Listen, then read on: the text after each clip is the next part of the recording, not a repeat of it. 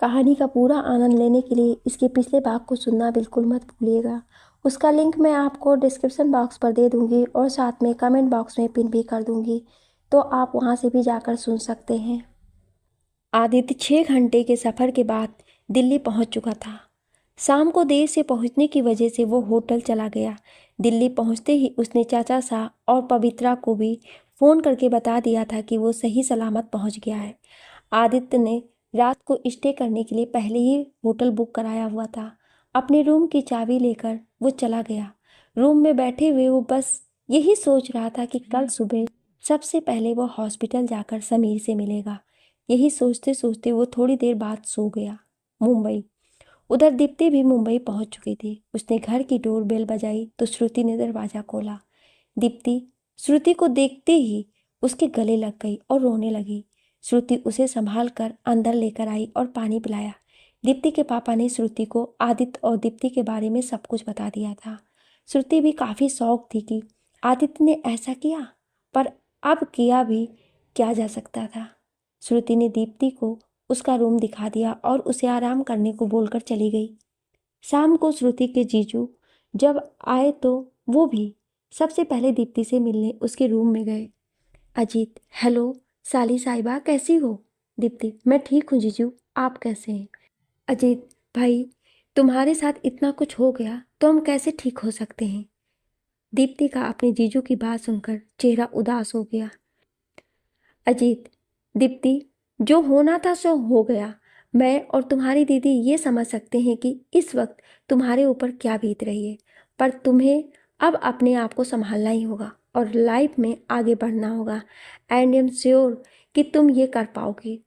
दीप्ति की आंखों में आंसू आ गए और अपने जीजू के गले लगकर रोने लगी। श्रुति और अजीत ने उसे चुप कराया। रात को अजीत अपने कमरे में बैठा श्रुति से बात कर रहा था। अजीत, श्रुति, मुझे लगता है कि आदित्य के दूर जाने का दीप्ति पर गहरा असर पड़ा है। हमें इन सब से उसे बाहर निकालना होगा। आई थिंक हमें उसकी काउंसलिंग करनी चाहिए।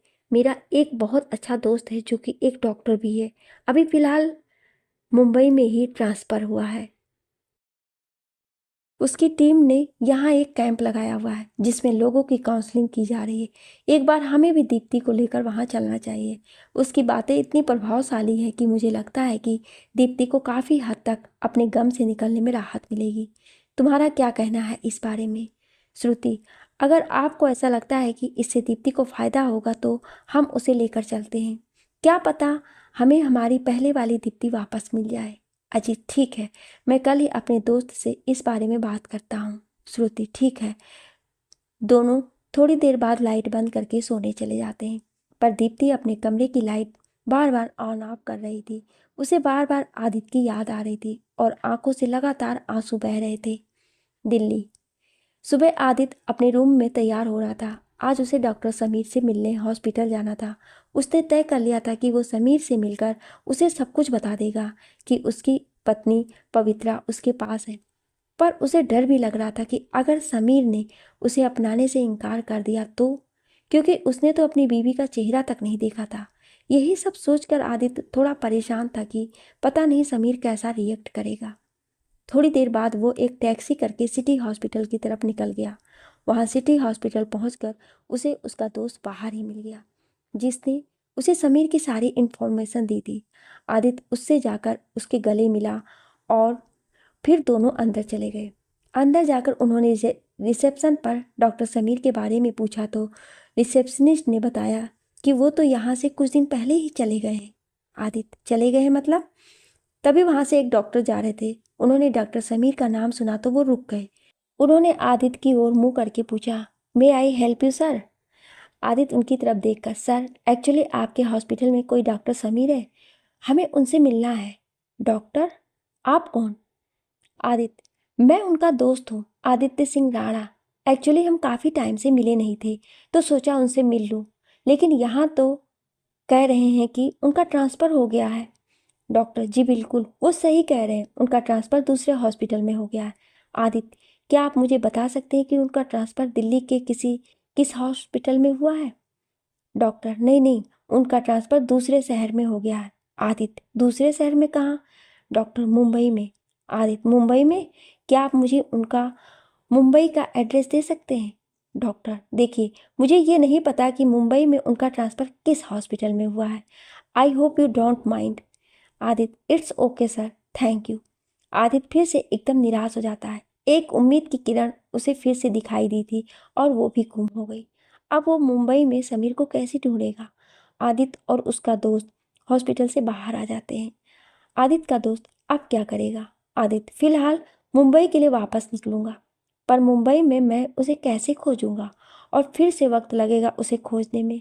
आदित्य का दोस्त, तू टेंशन मत ले, सब ठीक हो जाएगा। और वैसे भी समीर मुंबई में है, ये तो तुझे पता चल ही गया है। तू मुंबई पहुंच, कुछ ना कुछ रास्ता निकल ही जाएगा। आदित्य चुपचाप अपने दोस्त को बाय बोलकर टैक्सी से ही वापस होटल की तरफ चला जाता है। होटल पहुंचकर वो वापस से मुंबई जाने की तैयारी करने लगता है ताकि रात तक मुंबई पहुंच जाए।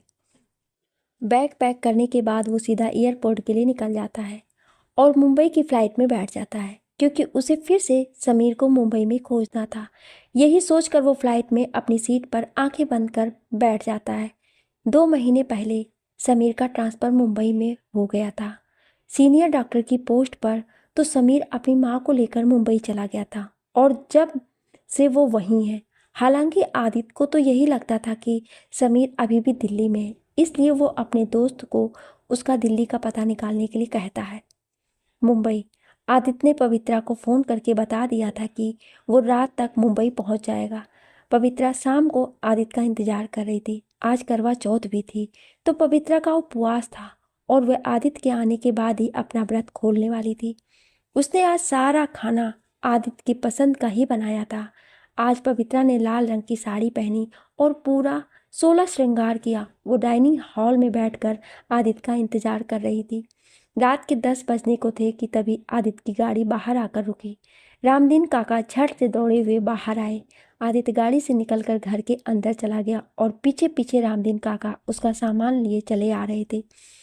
आदित्य आकर सोफे पर आंख बंद करके बैठ गया कि थोड़ी देर बाद उसे आवाज आई, जी पानी। आदित्य ने आंख खोलकर देखा तो सामने पवित्रा खड़ी थी। लाल साड़ी, हाथों में चूड़ियां, लाल बिंदी और जेवर पहने वो बहुत खूबसूरत लग रही थी। आदित्य ने उसे देखा तो देखता ही रह गया। वो उठ खड़ा हुआ और पवित्रा को निहारने लगा। पवित्रा उसकी ओर देखकर, जी पानी। पवित्रा की दोबारा आवाज़ सुनकर आदित्य को होश आया। उसने उसके हाथ से पानी ले लिया और पूछा, आज कुछ है क्या? पवित्रा शर्माते हुए, जी वो आज करवा चौथ है, हमने आपके लिए व्रत रखा है। आदित्य उसकी ये बात सुनकर चौंक जाता है। आदित्य दूसरी ओर देखकर, देखो पवित्रा, मैं इन सब बातों में विश्वास नहीं करता। पवित्रा, पर ये तो सभी सुहागन औरतें रखती हैं, इसलिए हमने भी रखा है। आदित्य, पर क्यों? मैंने तुमसे कहा था ना कि मुझे थोड़ा वक्त दो। प्लीज़ पवित्रा, ये सब करने की ज़रूरत नहीं है। तुम खाना खा लो, ठीक है? मैं भी सोने जा रहा हूँ। आदित्य अपने कमरे की ओर चल पड़ता है। तभी पीछे से किसी के गिरने की आवाज़ आती है। आदित्य पीछे मुड़कर देखता है तो पवित्रा नीचे ज़मीन पर बेहोश पड़ी थी। आदित्य दौड़कर उसके पास जाता है और उसे उठाने की कोशिश करता है। आदित्य, पवित्रा, पवित्रा उठो। वो पानी का गिलास लेकर उसके मुंह पर छींटे मारता है तो पवित्रा को थोड़ा सा होश आता है। वो अपनी आंखें खोलती है तो देखती है कि आदित्य उसका सर अपनी गोद में लिए बैठा था। वो उठकर बैठ जाती है।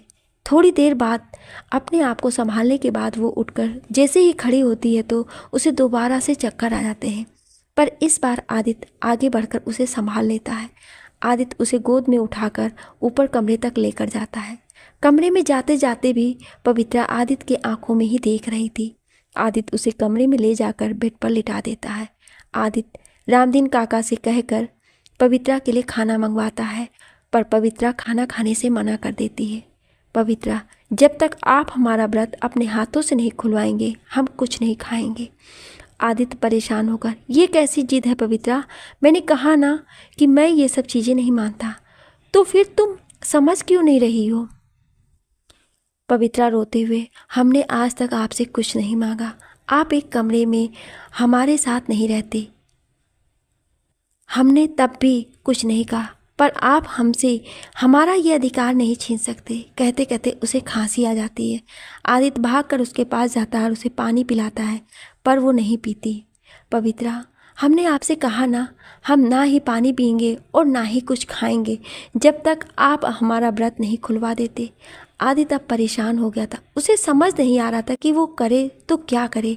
वो ना ही पवित्रा को समझा पा रहा था और ना ही पवित्रा अब समझने की कोशिश कर रही थी। आदित्य उसे समझाने की बहुत कोशिश करता है, पर पवित्रा तो आज जिद पर थी कि जब तक आदित्य खुद उसे अपने हाथों से पानी नहीं पिलाएगा तब तक वो ऐसी ही बैठी रहेगी। आखिर में आदित्य पवित्रा के आगे हार जाता है और उसका व्रत खुलवाता है।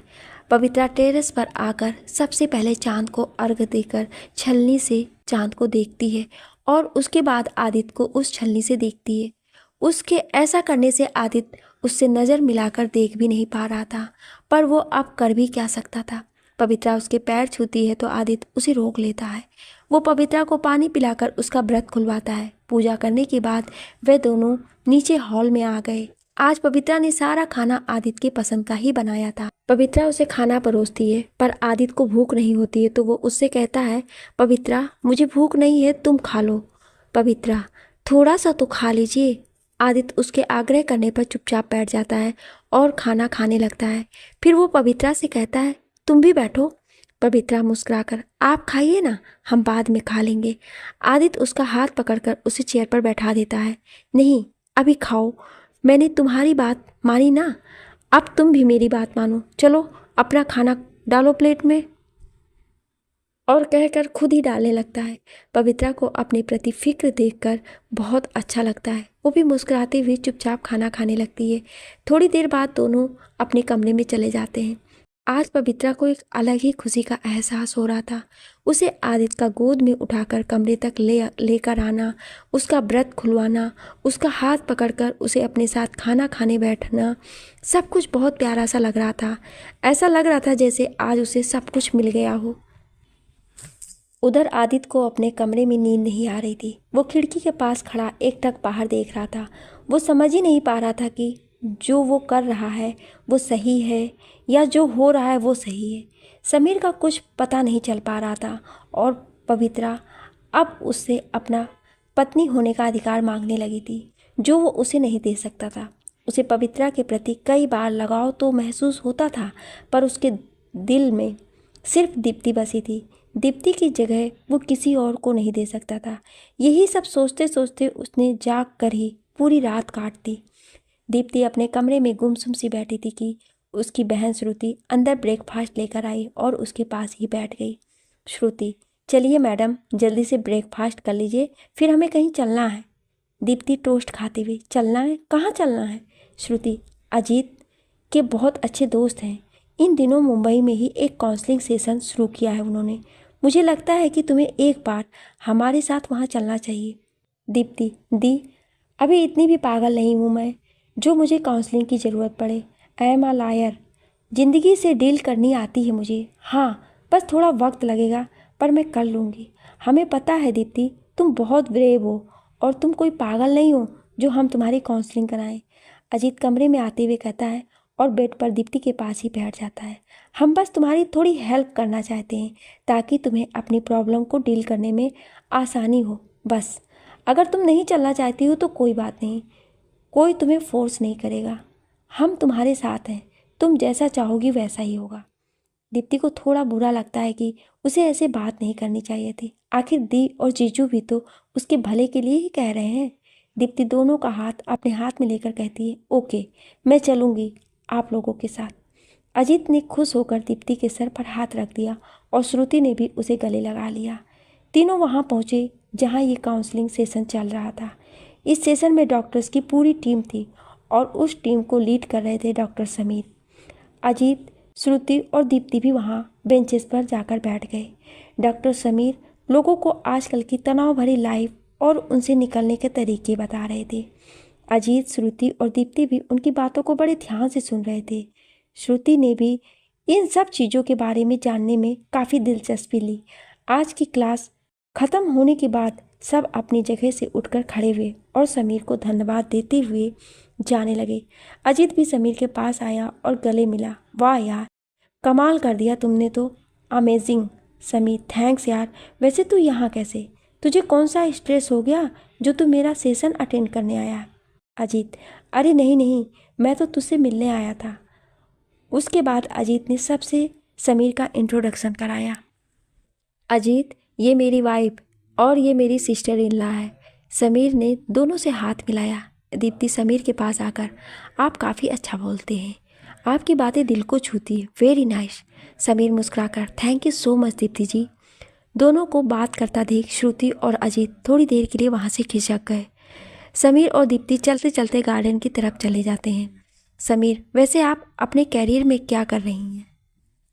दीप्ति, अभी अभी लॉ की पढ़ाई पूरी की है, अब उसकी प्रैक्टिस स्टार्ट कर रही हूँ। Sameer, wow very good. मैं भी पहले दिल्ली हॉस्पिटल में डॉक्टर था, अब मुंबई ट्रांसफ़र हो गया। दीप्ति, ओ अच्छा, आपके घर में कौन कौन है? समीर, जी बस मैं और मेरी माँ, पापा के कुछ साल पहले डेथ हो गई थी। Deepti, oh I am sorry. Sameer, it's okay.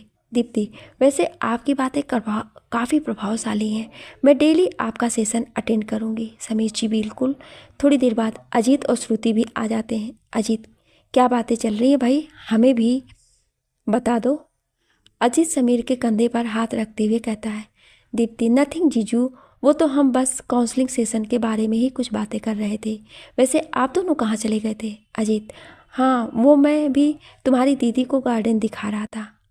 Ajit Sameer की ओर देखकर, ओके समीर चलते हैं, आओ यार कभी घर साथ बैठकर चाय पियेंगे। समीर, अरे यार बिल्कुल, किसी दिन ज़रूर चक्कर लगाऊंगा। दोनों एक दूसरे से हाथ मिलाते हैं और समीर दीप्ति को भी बाय बोलकर वहाँ से चला जाता है। अजीत, श्रुति और दीप्ति भी निकल जाते हैं। रात को अजीत अपने कमरे में बैठा कुछ सोच रहा था, तभी श्रुति कमरे में आती है तो अजीत को खोया हुआ देखकर उससे पूछ बैठती है, क्या हुआ, कहाँ खोए हुए हो? श्रुति की आवाज़ से अजीत को होश आता है। नहीं कुछ नहीं, बस ऐसे ही कुछ सोच रहा था। श्रुति, ऐसे ही तो कुछ नहीं सोच रहे होगे, बताओ ना क्या सोच रहे थे? अजीत, समीर और दीप्ति की जोड़ी कितनी अच्छी लगती है ना? श्रुति, अजीत के मुंह से ये बात सुनकर हैरान हो जाती है। अजीत आगे बोलता है, समीर काफ़ी सुलझा हुआ इंसान है, अच्छी जॉब है, वेल सेटल्ड है, और क्या चाहिए? श्रुति, हाँ पर दीप्ति के सामने अभी ये सब कहना सही नहीं होगा, और हो सकता है कि समीर की ज़िंदगी में पहले से ही कोई लड़की हो। अजीत, हाँ हो सकता है, मैंने तो ऐसे ही सोचा, बस दोनों को थोड़ा घुलने मिलने दे, देखते हैं क्या होता है। श्रुति, आप भी ना बस ख्याली पुलाव बनाते रहते हैं, चलिए सो जाइए। श्रुति कमरे की लाइट्स ऑफ कर देती है और दोनों सो जाते हैं। अगले दिन भी दीप्ति समीर के काउंसलिंग सेशन में जाती है और अब तो ये रोज़ का सिलसिला हो गया था। समीर और दीप्ति भी आपस में काफ़ी घुलने मिलने लगे थे, दोनों की अच्छी दोस्ती हो गई थी। काउंसलिंग ख़त्म होने के बाद दोनों ही काफ़ी शॉप की तरफ निकल जाते थे और काफ़ी देर तक दोनों में बातें होती रहती थी। दीप्ति को भी समीर का नेचर अच्छा लगता था। एक दिन दोनों कॉफ़ी शॉप में बैठे थे कि तभी समीर ने कहा, कभी घर आइए ना दीप्ति जी, माँ आपसे मिलकर बहुत खुश होंगी। दीप्ति कॉफ़ी का गिलास टेबल पर रखते हुए, जी ज़रूर, कभी टाइम मिला तो ज़रूर आऊँगी। दोनों अपनी अपनी कॉफ़ी ख़त्म करके और अपने अपने घर की ओर चले जाते हैं। उधर आदित्य कई दिनों से समीर का पता लगाने में जुटा था, पर कोई भी क्लू उसके हाथ नहीं लग पा रहा था। पवित्रा स्कूल गई थी, अब पवित्रा को भी काफ़ी हद तक पढ़ना और लिखना आ गया था। हिंदी की किताबें वो अब आराम से पढ़ लेती थी और उसे कुछ कुछ इंग्लिश के वर्ड्स भी बोलने को आ गए थे। आदित्य भी मुंबई के जाने माने वकील के साथ अपनी आगे की प्रैक्टिस कर रहा था। एक दिन वो किसी काम से जा रहा था कि अचानक उसने कॉफ़ी शॉप में दीप्ति को किसी लड़के के साथ बैठे देखा। वो लड़का कोई और नहीं बल्कि समीर ही था। दीप्ति के साथ इतना घुल मिलकर बातें करते देख आदित्य को गुस्सा भी आ रहा था और उसे किसी और के साथ देखकर बहुत दुख भी हुआ। आदित्य को अपने पुराने दिन याद आ गए, जब वो और दीप्ति एक दूसरे का हाथ अपने हाथों में लिए घंटों यूँ कॉफ़ी शॉप में बैठे रहा करते थे, और अगर कोई दीप्ति को घूरता तो आदित्य को बहुत गुस्सा आता था। लेकिन आज आज वो मजबूर था, क्योंकि दीप्ति पर से वो अपना हक खो चुका था। उदास मन से वो वापस घर आ गया, यहाँ तक कि उसने रात को ठीक से खाना भी नहीं खाया। पवित्रा ने पूछा तो उसे थकान होने का बहाना बनाकर टाल दिया। एक दिन समीर अपनी माँ के साथ मॉल में कुछ सामान खरीदने आया तो वहीं उनसे श्रुति और दीप्ति टकरा गए। दीप्ति मुस्कुराते हुए, अरे समीर, आप यहाँ? समीर, हाँ, वो माँ के साथ घर के लिए कुछ सामान लेने आया था। फिर अपनी माँ से इंट्रोड्यूस करते हुए, ये मेरी माँ है। दीप्ति और श्रुति दोनों ही सुभद्रा जी को नमस्ते करते हैं। समीर अपनी माँ को बताता है, माँ ये श्रुति भाभी है, मेरे साथ कॉलेज में पढ़ता था ना अजीत, उसकी वाइफ है। और ये श्रुति भाभी की छोटी बहन है दीप्ति, मेरे काउंसलिंग सेशन में डेली आती है, तो इसलिए हमारी काफ़ी अच्छी दोस्ती हो गई है। सुभद्रा जी दीप्ति के सर पर हाथ फेरती हुई कहती हैं, बहुत ही प्यारी हो और सुंदर भी। समीर अपनी माँ को दीप्ति की तरफ आकर्षित होता देख कहता है, हाँ चले माँ, देर हो रही है। सुभद्रा जी, हाँ ठीक है। फिर दीप्ति की ओर देखकर, कभी घर आना बेटा, मेरे साथ भी बैठकर चाय पीना। दीप्ति, जी आंटी जरूर आऊँगी। समीर अपने माँ के साथ चला जाता है। रास्ते में भी सुभद्रा जी दीप्ति के बारे में ही सोच रही थी।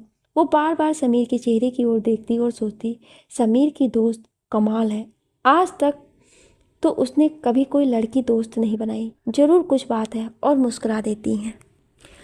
सुभद्रा जी अपने कमरे में बैठी कुछ सोच रही थी। उन्हें बार बार समीर और दीप्ति का ख्याल आ रहा था। दीप्ति उन्हें भी काफ़ी पसंद आई थी, लेकिन वो इस बात को लेकर परेशान थी कि कहीं समीर और दीप्ति का रिश्ता सिर्फ दोस्ती का ही तो नहीं, कहीं वो कुछ गलत तो नहीं सोच रही हैं। तभी समीर उनके कमरे में आया और सुभद्रा जी की गोद में लेट गया। सुभद्रा जी, समीर ये सब क्या है? तुम तो आज भी छोटे बच्चों की तरह हरकतें कर रहे हो। समीर उनकी तरफ देखकर, माँ मैं चाहे कितना भी बड़ा हो जाऊं, आपके लिए तो छोटा बच्चा ही रहूंगा ना।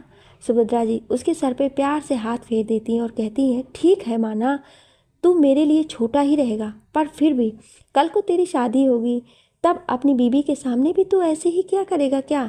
समीर उठकर बैठ जाता और कुछ उदास सा हो जाता है। सुभद्रा जी उसे उदास देखकर, क्या हुआ समीर, कुछ बात है क्या? अच्छा बाबा, नहीं कहूँगी आगे से ऐसा कुछ भी। अब खुश? सुभद्रा जी, समीर तुझसे एक बात पूछूं? समीर, बोलो ना माँ, क्या बात है?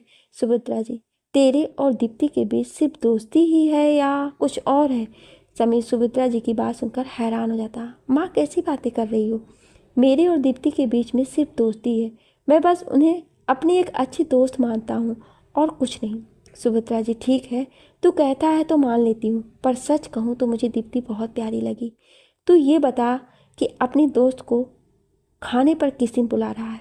समीर, पहले सोच रहा था कि बुलाऊं, पर अब नहीं बुलाऊंगा। सुभद्रा जी हैरानी से, पर क्यों? अब क्या हुआ, अब क्यों नहीं बुलाएगा?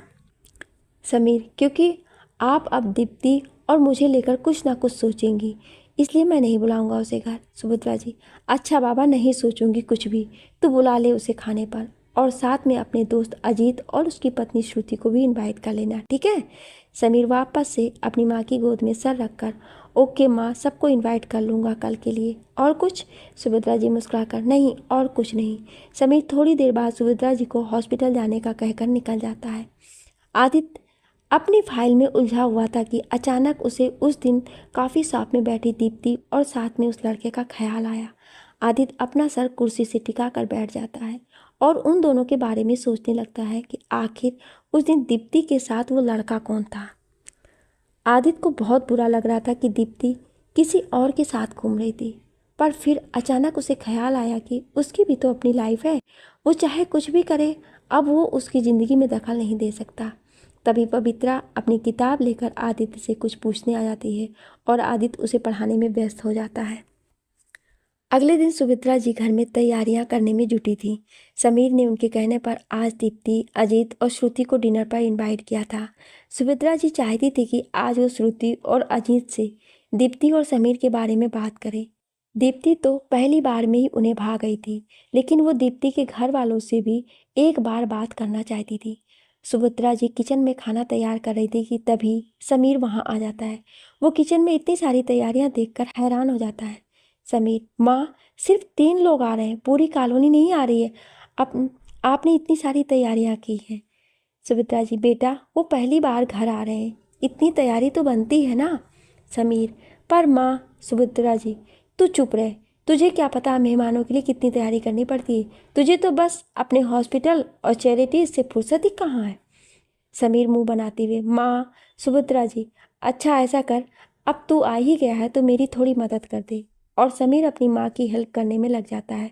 शाम का वक्त, दरवाजे की घंटी बजती है तो सामने अजीत, श्रुति और दीप्ति खड़े थे। समीर आकर उनका वेलकम करता है और अजीत समीर के गले लगता है। समीर सभी को लेकर अंदर आता है कि इतने में सुभद्रा जी भी बाहर आ जाती हैं। दीप्ति और श्रुति उन्हें नमस्ते करते हैं और अजीत उनके पैर छूता है। सुभद्रा जी दीप्ति को गले से लगा लेती हैं। उन्हें ऐसा करते देखकर दीप्ति और बाकी सब भी हैरान होते हैं पर कुछ कहते नहीं। समीर अजीत से बातें करने में लगा हुआ था और दीप्ति और श्रुति सुभद्रा जी के साथ बात कर रही थी। सुभद्रा जी, मुझे बहुत अच्छा लगा बेटा कि आप लोग यहाँ आए। सुभद्रा जी श्रुति से, और सुनाओ बेटा, तुम्हारे घर में और कौन कौन है? श्रुति जी, आंटी जी, मेरी ससुराल की तरफ से तो मेरे सास ससुर हैं, वो लखनऊ में ही रहते हैं। एक्चुअली अजीत की जॉब मुंबई में है तो हम दोनों यहाँ रहते हैं। सुभद्रा जी, अच्छा, और तुम्हारे मायके की तरफ से? श्रुति, आंटी, मायके की तरफ से सिर्फ पापा ही हैं। मम्मी बहुत सालों पहले से ही गुजर गई थी, जब से पापा ने ही हमें संभाला है। सुभद्रा जी, ओ आई एम सॉरी बेटा, मुझे पता नहीं था।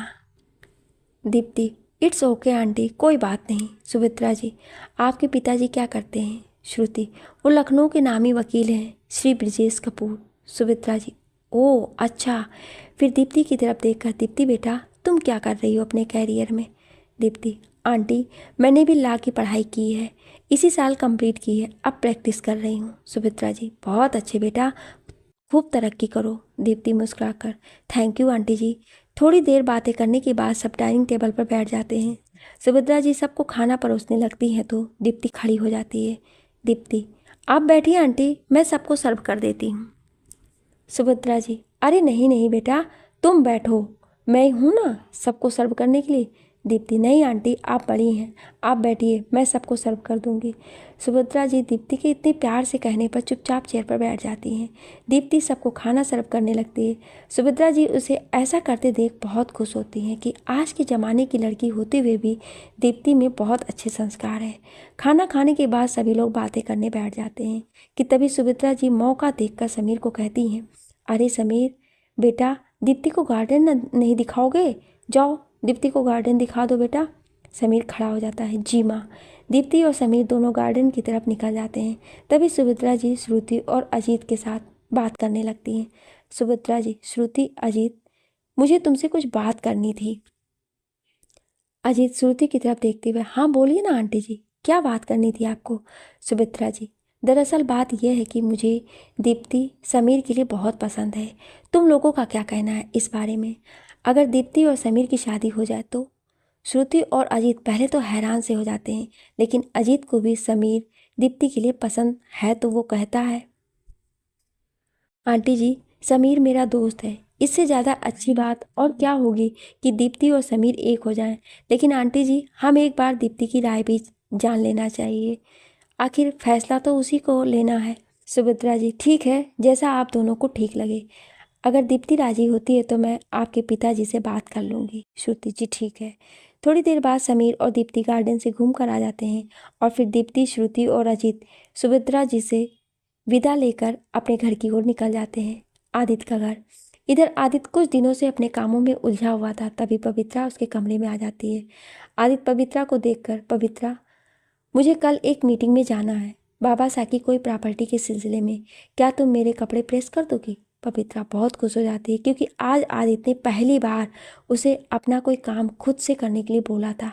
पवित्रा जी, क्यों नहीं, हम अभी कर देते हैं। आदित्य मुस्कुराते हुए, थैंक्स। पवित्रा आदित्य के कपड़े इस्त्री करने लगती है। वो खुश थी क्योंकि उसे लगने लगा था कि आदित्य धीरे धीरे अब उसे अपना रहा है। अगले दिन आदित्य अपनी मीटिंग के लिए निकल जाता है। पवित्रा आदित्य से, जल्दी आइएगा। आदित्य, टेंशन मत लो, मैं शाम तक आ जाऊंगा, कहकर वो चला जाता है। घर में आकर पवित्रा घर के काम निपटाने लगती है। उसने सोचा था कि आज वो शाम को सारा खाना आदित्य के पसंद का ही बनाएगी। वो शाम की तैयारियों में लगी जाती है। पवित्रा सारा खाना आदित्य के पसंद का बनाती है और साथ में उसका पसंदीदा मूंग की दाल का हलवा भी बना लेती है। सारा काम खत्म कर वो अपने कमरे में जाकर तैयार होने लगती है। आज उसने क्रीम कलर की शिफॉन की साड़ी पहनी होती है क्योंकि लाइट कलर्स आदित्य को बहुत पसंद थे। वो रामदीन काका के साथ लगकर सारा खाना डाइनिंग टेबल पर रखवा देती है और बैठकर आदित्य का इंतजार करने लगती है। उधर आदित्य अपनी मीटिंग खत्म करके होटल से बाहर निकल रहा होता है, तभी दीप्ति उसी दिन वाले लड़के समीर के साथ कार में वहां से जा रही होती है। दीप्ति उसे नहीं देखती है, पर आदित्य दोनों को देख लेता है। दीप्ति को किसी और के साथ इतना घुलता मिलता देखकर उसे जलन होती है। वो चुपचाप अपनी गाड़ी में बैठ जाता है। वो गाड़ी ड्राइव कर रहा होता है, लेकिन आदित्य का पूरा ध्यान आदित्य और साथ में उस लड़के पर होता है जिससे दीप्ति हंस हंस कर बातें कर रही थी। इन सब चीज़ों को सोचकर आदित्य का ध्यान सामने नहीं होता है और अचानक से आदित्य की गाड़ी एक डंपर से जा टकराती है और उसका एक्सीडेंट हो जाता है। उधर घर पर पवित्रा उसका बैठी इंतजार कर रही होती है। तभी उसका फ़ोन बजता है। वो देखती है कि फ़ोन किसी अननोन नंबर से है। पहले तो वो उठाती नहीं है, पर 2-3 बार बजने पर उठा लेती है। उधर सामने से आवाज़ आती है, हेलो, क्या आप आदित्य सिंह राणा के घर से बोल रही हैं? पवित्रा आदित्य का नाम सुनकर चौंक जाती है। जी हाँ, मैं उनकी पत्नी बोल रही हूँ। उधर से आवाज़, देखिए आपके पति का एक्सीडेंट हो गया, आप जल्दी से सिटी हॉस्पिटल पहुंच जाइए। ये सुनते ही पवित्रा के हाथ से फ़ोन छूटकर नीचे गिर जाता है। वो रोते हुए सीधा भागकर गाड़ी में बैठती है और ड्राइवर से सिटी हॉस्पिटल चलने को कहती है। ड्राइवर गाड़ी सिटी हॉस्पिटल की तरफ घुमा लेता है। उधर दीप्ति अपने कमरे की खिड़की पर खड़ी थी। आज उसके मन में भी कुछ बहुत बेचैनी सी हो रही थी। वो सोच रही थी कि अभी अभी तो वो बाहर से घूम कर आई है, तब भी उसे बेचैनी सी क्यों हो रही है। वो अपने बेड पर आकर लेट जाती है और लाइट बंद कर देती है, लेकिन नींद आज उसकी आंखों में भी नहीं होती है। उसका मन घबरा रहा होता है। अचानक ही उसे आदित्य की याद आने लगती है। उसका मन करता है कि उसे फ़ोन लगा ले, पर फिर पिछला सब कुछ सोचकर फ़ोन वापस रख देती है और चुपचाप सोने की कोशिश करने लगती है। मुंबई। पवित्रा जल्दी से सिटी हॉस्पिटल पहुंचती है। वो रिसेप्शन पर जाकर पता करती है आदित्य को फर्स्ट फ्लोर पर आईसीयू में शिफ्ट किया गया था, जहां उसका इलाज चल रहा था। पवित्रा भागती हुई सीधा फर्स्ट फ्लोर पर पहुंच जाती है। आदित्य आईसीयू में मशीनों से घिरा हुआ था, जहां डॉक्टर्स उसका इलाज कर रहे थे। पवित्रा शीशे में से आदित्य को इस हालत में देखकर रो पड़ती है। तभी एक पुलिस ऑफिसर उससे आकर पूछता है, आप मिस्टर आदित्य की पत्नी हैं? पवित्रा आंखों में आंसू लिए हुए, जी हाँ इंस्पेक्टर साहब, हम ही इनकी पत्नी हैं। इंस्पेक्टर देखिए, आप टेंशन मत लीजिए, जैसे ही मिस्टर आदित्य को होश आ जाएगा हम उनका बयान लेने आ जाएंगे, आप प्लीज़ बैठ जाइए। पवित्रा वहीं रूम के बाहर एक बेंच पर बैठ जाती है। इंस्पेक्टर वहां से चला जाता है। पवित्रा को 2 घंटे हो गए थे बैठे हुए। तभी एक डॉक्टर रूम से बाहर आते हैं। पवित्रा भागकर डॉक्टर के पास चली जाती है। पवित्रा, डॉक्टर साहब हमारे पति कैसे हैं? डॉक्टर उसकी तरफ देखकर, आप कौन? पवित्रा, जी हम उनकी पत्नी हैं। डॉक्टर, देखिए अब वो खतरे से बाहर है, हालांकि खून काफ़ी ज़्यादा बह गया था, इसलिए हमें उन्हें खून चढ़ाना पड़ा। बॉडी में 1-2 जगह फ्रैक्चर भी आए हैं। बाकी जब वो होश में आएंगे आगे की कंडीशन का तभी पता लग पाएगा। पवित्रा रोते हुए, डॉक्टर साहब वो ठीक तो हो जाएंगे ना? डॉक्टर, देखिए हिम्मत मत हारिए और भगवान पर भरोसा रखिए, सब ठीक होगा। इतना कहकर डॉक्टर वहाँ से चले जाते हैं। पवित्रा भी वापस अपनी जगह पर बैठ जाती है। तभी वो जयपुर सरिता दीदी को फ़ोन करती है और उन्हें यहाँ की सारी स्थिति के बारे में बता देती है। सरिता भी आदित्य के एक्सीडेंट की खबर सुनकर काफ़ी परेशान हो जाती है। सरिता, तुम चिंता मत करो पवित्रा, मैं और बाबा साहब अगली फ़्लाइट पकड़कर ही मुंबई पहुँच रहे हैं। तब तक तुम हिम्मत मत हारना और हाँ, आदित्य का ख्याल रखना, ठीक है? पवित्रा, दीदी हम उन्हें कुछ नहीं होने देंगे, बस आप लोग जल्दी से पहुँच जाइए। सरिता, पवित्रा हम जल्दी ही पहुँच जाएंगे, तुम चिंता मत करो। पवित्रा वापस फ़ोन रखकर हॉस्पिटल में बने छोटे से मंदिर की ओर चली जाती है, भगवान से प्रार्थना करने। जयपुर। सरिता वीरेन जी को आदित्य के एक्सीडेंट के बारे में बता देती है। वीरेन जी भी ये खबर सुनकर सख्ती में आ जाते हैं। दोनों ही अपने बैग पैक कर अगली फ़्लाइट से मुंबई के लिए रवाना हो जाते हैं। मुंबई। उधर दीप्ति बार बार अपने कमरे के चक्कर लगा रही थी। तभी बाहर से गुजरते हुए श्रुति दीप्ति के कमरे की लाइट खुली हुई देख अंदर कमरे में आ जाती है। श्रुति, क्या बात है दीप्ति, तुम अब तक सोई नहीं? कुछ परेशानी है क्या? दीप्ति, नहीं दी, ऐसी कोई बात नहीं है, बस वो नींद नहीं आ रही थी इसलिए घूम रही थी। श्रुति उसका हाथ पकड़कर उसे बेड पर बैठाती है और खुद भी उसी के पास बैठ जाती है। श्रुति, देखो दीप्ति, मैं तुम्हारी बड़ी बहन हूँ, बचपन से तेरे साथ रही हूँ, तेरे आंखों में पढ़ सकती हूँ कि तुम किसी बात को लेकर परेशान हो, इसलिए प्लीज़ मुझे बताओ कि क्या बात है। दीप्ति की आंखों में आंसू भर गए और वो श्रुति के गले से लिपट गई। दीप्ति रोते हुए, दी पता नहीं आदित्य को लेकर बहुत घबराहट सी हो रही है, अजीब अजीब ख्याल आ रहे हैं मन में, ऐसा लग रहा है कि वो किसी परेशानी में है। दीप्ति का आज भी आदित्य के लिए अपने मन में इतना प्यार देखकर श्रुति भी भावुक हो जाती है। वो मन ही मन सोचती है कि यह आज भी आदित्य को भूल नहीं पाई है। मैं कैसे मना पाऊंगी इसे समीर के रिश्ते के लिए। श्रुति, तू चिंता मत कर दीप्ति, आदित्य बिल्कुल ठीक होगा।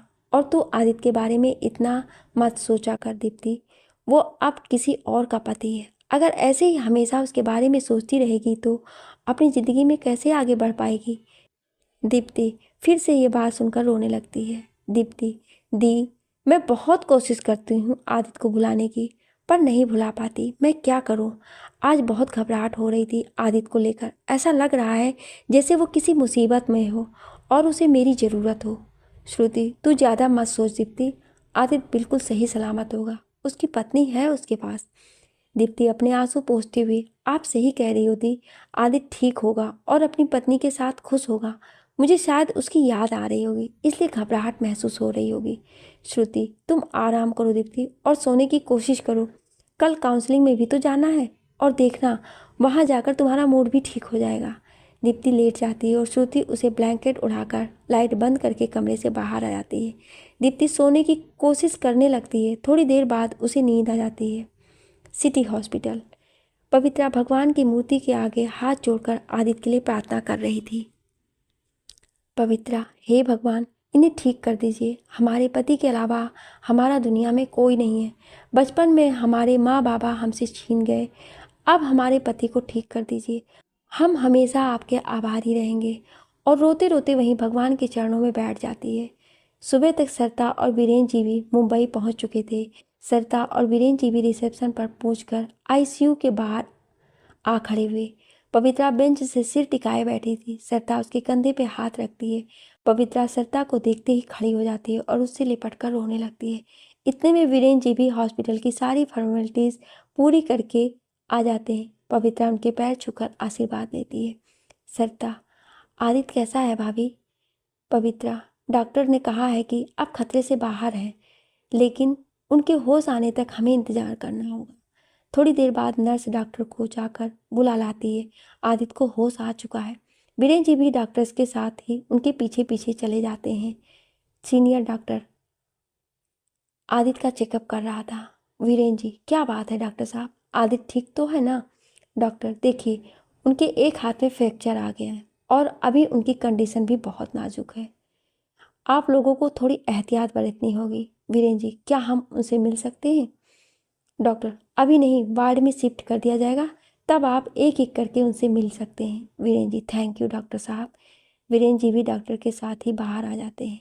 सरिता उनके पास आते हुए, क्या बात है बाबा, क्या कहा डॉक्टर ने? आदित्य ठीक है ना? वीरेन जी, डॉक्टर्स कह रहे हैं आदित्य के हाथ में फ्रैक्चर आया है और ज़्यादा चोटें आने की वजह से अभी उसकी हालत भी नाजुक है। हमें सावधानी बरतनी होगी। पवित्रा भी सरिता के साथ ही खड़ी थी। ये सुनकर वो फिर से रोने लगती है। वीरेन जी उसे देखकर उसके सर पे हाथ रखते हुए, नहीं बेटा, रोते नहीं, आदित्य ठीक हो जाएगा, तुम्हें उसे संभालना है। अगर तुम ही हिम्मत हार जाओगी तो कैसे चलेगा? पवित्रा, लेकिन चाचा साहब, हमें बहुत फिक्र हो रही है उनकी, वो ठीक तो हो जाएंगे ना? वीरेन जी, बेटा, तुम चिंता बिल्कुल मत करो, हम हैं ना तुम्हारे साथ। आदित्य बिल्कुल ठीक हो जाएगा। आदित्य के वार्ड में शिफ्ट होते ही एक एक कर सभी उससे मिलने आते हैं। आदित्य के मुंह पर ऑक्सीजन मास्क लगा हुआ था, इसलिए वो कुछ बोल नहीं पा रहा था। पवित्रा जब आदित्य के कमरे में जाती है तो उसे ऐसी हालत में देखकर रोने लगती है। आदित्य भी उसकी ऐसी हालत देख भावुक हो जाता है। वो अपना मास्क हटाकर उससे बोलता है, पवित्रा। पवित्रा उसके पास आकर, प्लीज़ आप बोलिए मत, डॉक्टर ने आपको अभी बोलने से मना किया है, आप आराम कीजिए। आदित्य, मैं ठीक हूँ पवित्रा, तुम टेंशन मत लो प्लीज़। पवित्रा, ठीक है आप? कितनी चोटें आई हैं आपको? आपको पता है हमारी तो जान ही निकल गई थी। आदित्य, प्लीज़ पवित्रा, अपने आप को इतना दुखी मत करो। देखो मेरी तरफ, मैं जल्दी ही ठीक हो जाऊंगा और फिर तुम हो ना मेरे साथ। पवित्रा, हम आपके साथ हमेशा हैं और हमेशा रहेंगे। आप अब आराम कर लीजिए, डॉक्टर साहब ने आपको बोलने से मना किया है ना। इतने में नर्स आ जाती है। नर्स, मैम, पेशेंट के पास ज़्यादा टाइम नहीं रुकना है, आप प्लीज़ बाहर चले जाइए। पवित्रा आदित्य की तरफ देखकर, अपना ख्याल रखिएगा और अगर किसी भी चीज़ की ज़रूरत हो तो हमें बुलवा लीजिएगा, हम बाहर ही हैं। पवित्रा रूम से बाहर चली जाती है। आदित्य उसे जाते हुए देख रहा था। आदित्य खुद हैरान था कि उसने ऐसा क्यों कहा कि हमेशा मेरे साथ रहना। क्या उसे पवित्रा का साथ अच्छा लगने लगा था? बाहर वेटिंग रूम में सरिता चेयर पर बैठी चुपचाप एकटक देख रही थी। तभी वीरेंद्र जी उसके पास ही आकर बैठ गए। वीरेंद्र जी, क्या बात है बेटी, क्या सोच रही हो? सरिता, कुछ नहीं बाबा साहब, बस आदित्य और पवित्रा के बारे में ही सोच रही थी। ये नियति का कैसा खेल है बाबा, एक सच्चाई बता नहीं सकता और दूसरे को असल सच्चाई का पता ही नहीं है। वीरेंद्र जी, क्या करें बेटा, हालात ही कुछ ऐसे हैं। सरिता, कभी कभी पवित्रा के बारे में सोचती हूँ तो बहुत डर लगता है कि सच्चाई जानकर उसे कैसा लगेगा कि जिसे इतने दिनों से वो अपना पति मानकर बैठी है वो उसका पति नहीं है। कहीं वो आदित्य से नफरत ना करने लगे। वीरेंद्र जी, नहीं बेटा, तुम चिंता मत करो, ऐसा कुछ नहीं होगा। पवित्रा बहुत समझदार लड़की है, वो आदित्य को जरूर समझेगी और उसकी मजबूरी को भी। सरिता, भगवान करे ऐसा ही हो। अब पवित्रा रोज हॉस्पिटल में भी आदित्य का पूरा पूरा ख्याल रखती थी। यहाँ तक कि दवाइयाँ भी वो ज़्यादातर उसे अपने हाथ से ही देती थी। आदित्य भी धीरे धीरे पवित्रा के साथ काफ़ी कंफर्टेबल फील करने लगा था। सरिता और वीरेंद्र जी भी यहीं मुंबई में ही आदित्य के साथ रह रहे थे। पवित्रा दिन में एक बार घर जाती और वहाँ का सब काम निपटा कर वापस हॉस्पिटल आ जाती। वीरेंद्र जी और सरिता में भी कोई ना कोई हॉस्पिटल में आदित्य के साथ ही रहता था। आज आदित्य को 15 दिन बाद हॉस्पिटल से डिस्चार्ज मिलना था। वीरेंद्र जी डिस्चार्ज की सारी फॉर्मेलिटीज़ पूरी करने के बाद आदित्य पवित्रा के साथ घर के लिए निकल गए। आदित्य का प्लास्टर अभी नहीं कटा था, इसलिए डॉक्टर ने उसे अभी बेड रेस्ट ही बताया था। घर पहुंचते ही रामदीन काका दौड़े हुए आए और आदित्य को बाहर गाड़ी से निकालने में मदद की। रामदीन काका, कैसे हैं आप छोटे मालिक? आदित्य, मैं ठीक हूँ काका, आप कैसे हैं? रामदीन काका, आप ठीक हो गए छोटे मालिक? तो अब हम भी ठीक हैं। हम तो बहुत घबरा गए थे छोटे मालिक। आदित्य, जहाँ आप जैसे बड़ों का आशीर्वाद हो वहाँ मुझे कुछ कैसे हो सकता है काका? रामदीन काका, आप सही सलामत रहें, हम तो यही चाहते हैं छोटे मालिक। आइए अंदर चलते हैं। सभी अंदर आ गए। वहाँ गेट पर सरिता आरती का थाल लिए खड़ी थी।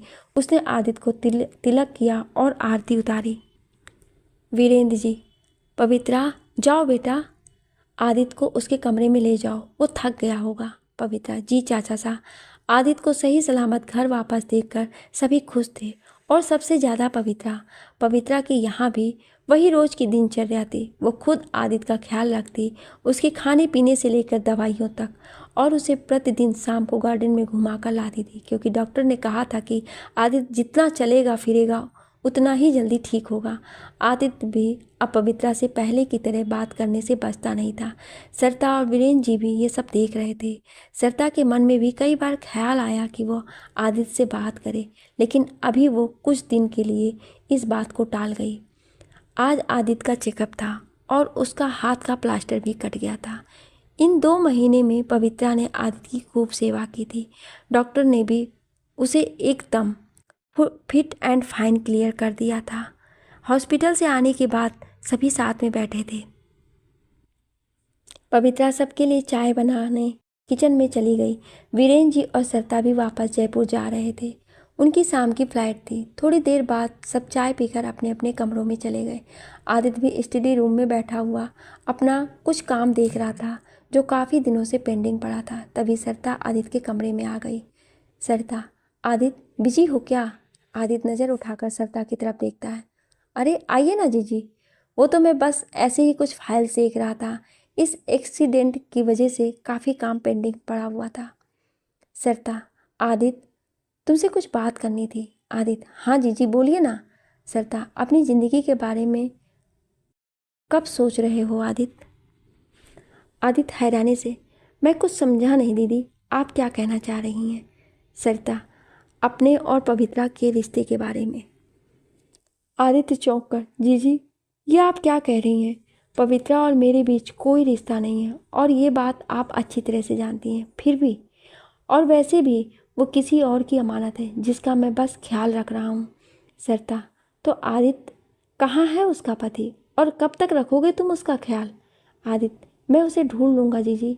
सरिता, मान लो वो कभी मिला ही नहीं तो? हमें बस इतना पता है कि वो मुंबई में है। इसके अलावा कुछ नहीं।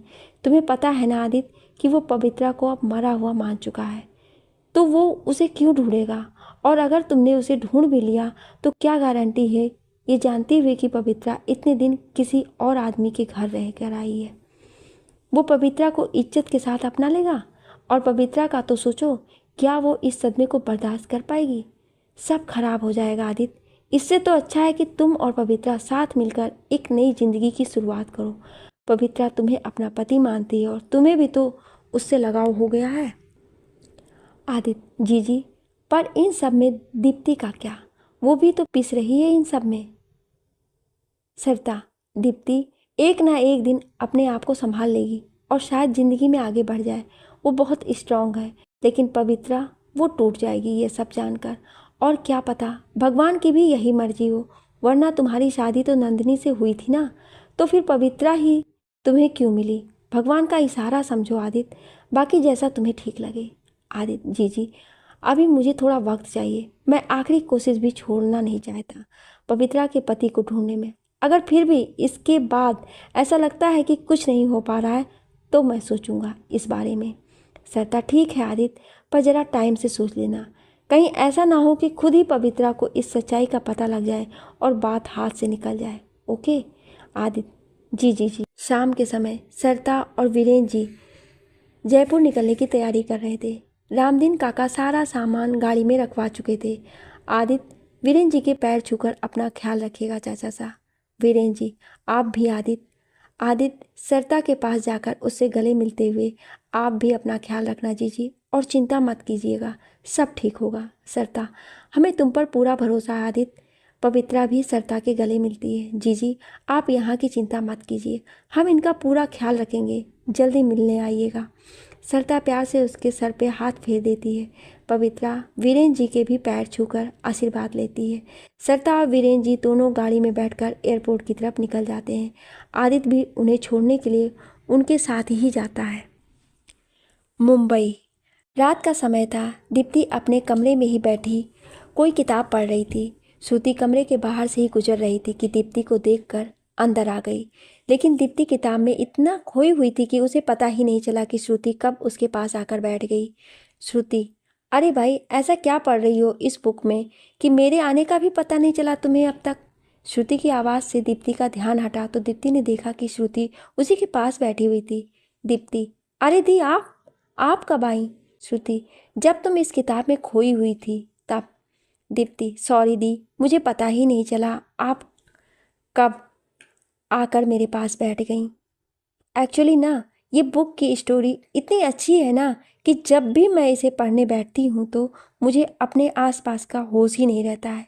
श्रुति, अच्छा ऐसा क्या है इस स्टोरी में? दीप्ति, ये एक प्रेम कहानी है, मुझे डॉक्टर समीर ने दी थी। उन्हें भी मेरी ही तरह प्रेम कहानियाँ और कविताएँ बहुत पसंद है। वैसे दी आप रात को यहाँ क्या कर रही हैं? जीजू आपका वेट कर रहे होंगे। श्रुति हंसते हुए, अरे नहीं, वो तो अपने ऑफिस के काम में उलझे हुए हैं। मैं बोर हो रही थी, तुम्हें देखा तो तुम्हारे पास चली आई। वैसे दीप्ति एक बात पूछूं?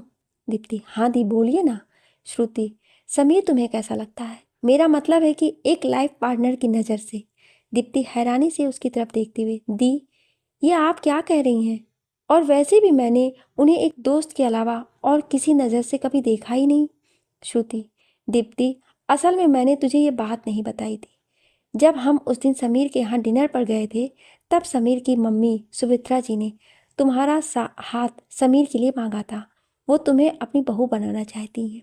दीप्ति चौंक कर, क्या? श्रुति, हाँ, लेकिन मैंने और अजीत ने उस वक्त ये कहकर मना कर दिया था कि हम तुमसे पूछे बगैर कोई फैसला नहीं लेंगे।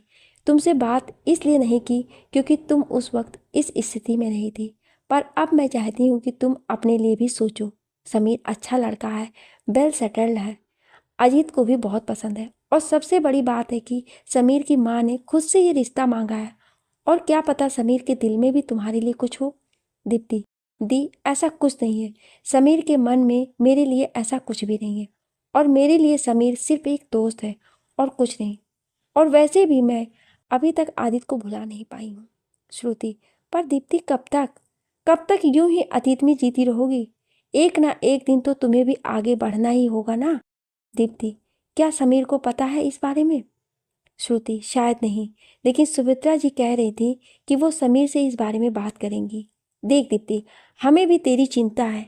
मैंने पापा से भी इस बारे में बात की थी, हालांकि उन्होंने भी ये फैसला अभी तेरे ऊपर छोड़ दिया है।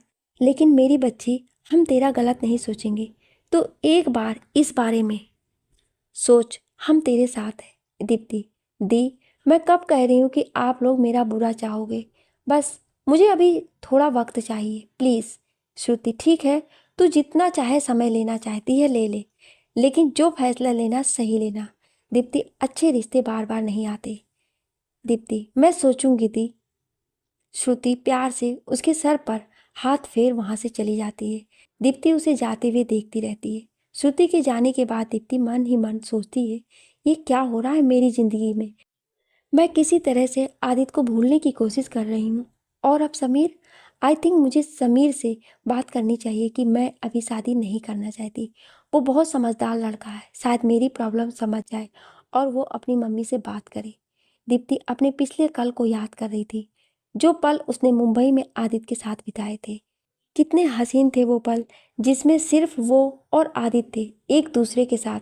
यही सब सोचते सोचते दीप्ति की आंख लग जाती है। आदित्य का फार्म हाउस। आदित्य लॉन में बैठा सुबह का न्यूज़पेपर पढ़ रहा था। अंदर पवित्रा नाश्ते की तैयारी कर रही थी। थोड़ी देर बाद पवित्रा रामदीन काका को आदित्य को नाश्ते के लिए बुलाने को कहती है, तो रामदीन काका आदित्य को बुलाने आ जाते हैं। रामदीन काका, छोटे मालिक, नाश्ता लग गया है, आप आ जाइए। आदित्य, आप चलिए काका, मैं आता हूँ। आदित्य अंदर आकर डाइनिंग टेबल पर बैठ जाता है। पवित्रा रामदीन काका के साथ नाश्ता लेकर आती है। आदित्य आज नाश्ते में हलवा, पूरी और आलू की सब्जी देखकर खुश हो जाता है। आदित्य, वाह, आज कुछ स्पेशल है क्या जो ये सब बनाया है? पवित्रा आदित्य को खाना परोसते हुए, हमने सोचा आज कुछ अलग बनाते हैं, और वैसे भी आपको तो आलू पूरी बहुत पसंद है ना? आदित्य, हाँ, मेरे तो फेवरेट हैं। पवित्रा, तो फिर शुरू कीजिए। आदित्य, तुम भी बैठो ना। पवित्रा, हम? आदित्य, हाँ, क्यों नहीं। आदित्य पवित्रा का हाथ पकड़कर उसे भी चेयर पर बैठा देता है और उसकी प्लेट में नाश्ता सर्व कर देता है। दोनों साथ ही बैठकर खाते हैं। आदित्य नाश्ता करके अपने रूम में आ जाता है। तभी उसका फ़ोन बजता है। वो देखता है फ़ोन सरिता का था। आदित्य फ़ोन उठा लेता है। आदित्य, नमस्ते जीजी, कैसी हैं आप? सरिता, हम ठीक हैं आदित्य, तुम कैसे हो? आदित्य, मैं बिल्कुल ठीक हूँ जीजी। चाचा साहब कैसे हैं? सरिता, वो भी ठीक है, काफ़ी दिनों से कोर्ट नहीं जा पाए थे, तो आज सुबह ही कोर्ट के लिए निकल गए हैं। पवित्रा, कैसी है? आदित्य, वो ठीक है जीजी, किचन में है अभी। आपको तो पता है उसे सारा काम अपने हाथों से ही करना पसंद है। सरिता, हाँ, तुमने कुछ सोचा आदित्य अपने और पवित्रा के बारे में? आदित्य, मैं क्या सोचूं जीजी, मुझे तो कुछ समझ में नहीं आ रहा है। मैं कहीं जाना चाहता हूँ और किस्मत मुझे कहीं और ले जाना चाहती है। सत्ता, तभी तो इसे किस्मत कहते हैं आदित्य। वो हमारे हाथ में नहीं होती है, लेकिन कभी कभी हमें किस्मत के ही फैसले मानने पड़ते हैं। आदित्य, पता नहीं जीजी, आखिर किस्मत मुझसे चाहती क्या है? क्यों मैं मंजिल तक नहीं पहुंच पा रहा हूँ? मैं पवित्रा को धोखा नहीं देना चाहता और ना ही दीप्ति को। सरता, ये धोखा नहीं है आदित्य, तुम बस नियति का लिखा हुआ मान रहे हो और कुछ नहीं। तुम ही कह रहे हो ना कि तुम्हें मंजिल नहीं मिल रही है। नहीं आदित्य, ऐसा नहीं है। मंजिल मंजिल तुम्हारे सामने खड़ी है, तुम बस उसे देख नहीं पा रहे हो। किस्मत का इशारा समझो आदित्य, प्लीज़, वरना तुम्हारी ज़िंदगी ऐसी ही उलझी रहेगी। आदित्य, मैं ज़रूर सोचूंगा इस बारे में जीजी, और जल्दी ही कोई ना कोई हल भी निकालूंगा। अच्छा जीजी, मैं रखता हूँ। सरता, ठीक है आदित्य, अपना ख्याल रखना। आदित्य, जी। शाम होने को आई थी। आदित्य अपने कमरे में बैठा कुछ काम कर रहा था, तभी पवित्रा उसके कमरे में चाय देने के लिए आ गई। पवित्रा, जी चाय। आदित्य उसकी तरफ देखकर, अरे तुम क्यों ले आई, किसी के हाथ भिजवा देती। पवित्रा, कोई बात नहीं, और वैसे भी हमें आपका काम करना अच्छा लगता है। आदित्य चुपचाप उसकी तरफ देखता रहता। पवित्रा उसे अपनी तरफ देखता पाकर, क्या हुआ, ऐसा क्यों देख रहे हैं, हमने कुछ गलत कहा क्या? आदित्य एकदम से हड़बड़ा जाता है, नहीं नहीं, ऐसा कुछ नहीं है। आदित्य, पवित्रा तुमसे कुछ कहना था। पवित्रा, हाँ तो कहिए ना, आपको हमसे कुछ कहने के लिए इजाज़त की ज़रूरत नहीं है। आदित्य, पवित्रा, क्या हम एक छत के नीचे रह सकते हैं? पवित्रा हैरानी से उसे देखने लगती। ये आप आज कैसी बातें कर रहे हैं? हम एक ही छत के नीचे तो रह रहे हैं। आदित्य चुप हो जाता है। फिर थोड़ी देर बाद फिर से पवित्रा की तरफ देखकर कहता है, पवित्रा, क्या तुम मुझसे शादी करोगी? पवित्रा अलमारी में कपड़ों को तह कर लगा रही थी। आदित्य की बात सुनकर वो फिर से चौंक जाती। ये आज आपको हो क्या गया है जो आप इतनी बहकी बहकी बातें कर रहे हैं? हमारी शादी तो हो चुकी है ना।